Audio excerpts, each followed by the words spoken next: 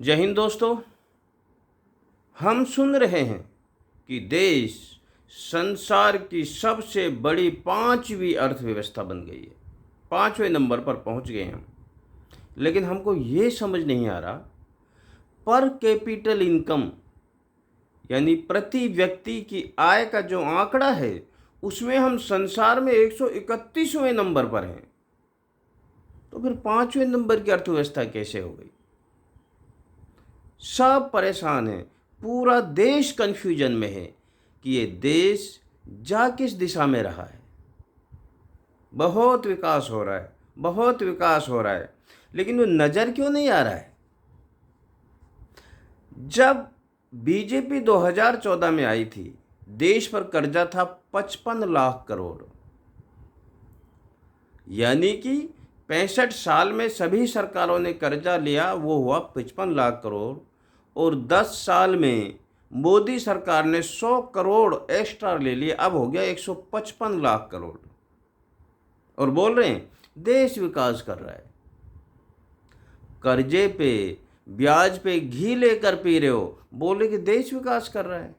तो एक बहुत बड़ा कन्फ्यूजन है और ये समझ नहीं आ रहा है कि हमारा देश जा किस दिशा में रहा है। देखिए, स्विट्जरलैंड में जो काला धन था 2014 में, जो जमा वहाँ था, जिसके लिए बहुत बड़ा हल्ला हो रहा था, अब वो बढ़कर के 3 गुना हो गया है। यानी कि जो 25 लाख करोड़ था वो बढ़ के 73 लाख करोड़ हो गया है काला धन। और हम बोल रहे हैं कि हमारा देश विकास कर रहा है।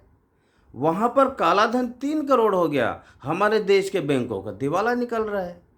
तो ये समझ ही नहीं आ रहा है कि हमारा देश जा किस दिशा में रहा है। बहुत बड़ा कन्फ्यूजन है। संसार में डंका बज रहा है साहब। किसी ने थोड़ा सम्मान दे दिया तो हम फूल के गुब्बारा हो जाते हैं।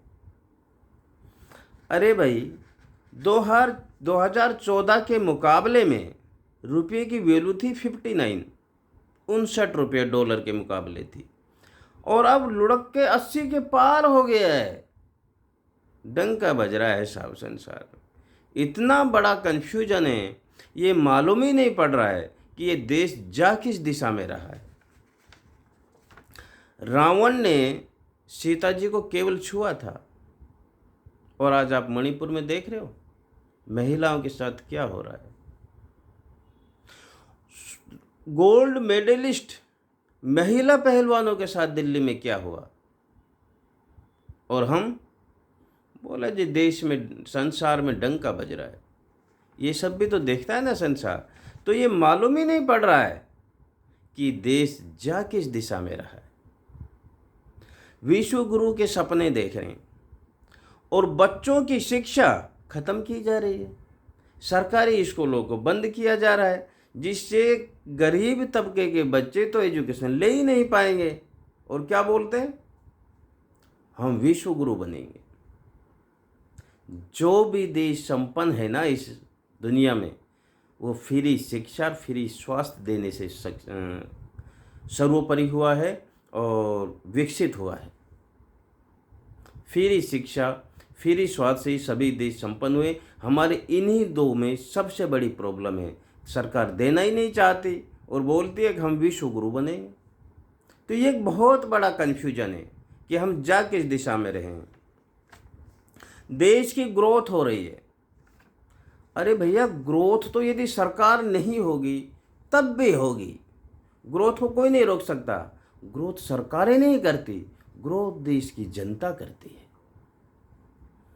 यहाँ पर राष्ट्रपति शासन लगा दो, सरकारें ख़त्म कर दो, तब भी ग्रोथ होगी। एक पड़ोसन अपने पड़ोसन के यहाँ घर गई, काफ़ी दिनों के बाद गई, तो उसने उस लड़के को देखा, पड़ोसन के लड़के को, तो बोली अरे चिंटू, तुम तो बहुत बड़े हो गए हो। तो चिंटू बोला हाँ आंटी, और कोई ऑप्शन ही नहीं था। अरे भैया, बड़ा तो होना ही है, विकास तो होगा ही। तो इसीलिए कुछ इतने बेसिक जो मुद्दे हैं उनसे इतना बड़ा कन्फ्यूजन है कि हमें समझ ही नहीं आ रहा है कि देश जा किस दिशा में रहा है और गीत क्या गाए जा रहे हैं। कहीं ऐसा तो नहीं ये बहुत बड़े आने वाले तूफान से पहले की शांति हो। तो सोचिए और समझिए और देश को सही दिशा देने के लिए अपने विवेक का प्रयोग करके अपना योगदान दीजिए। आज इतना ही। जय हिंद।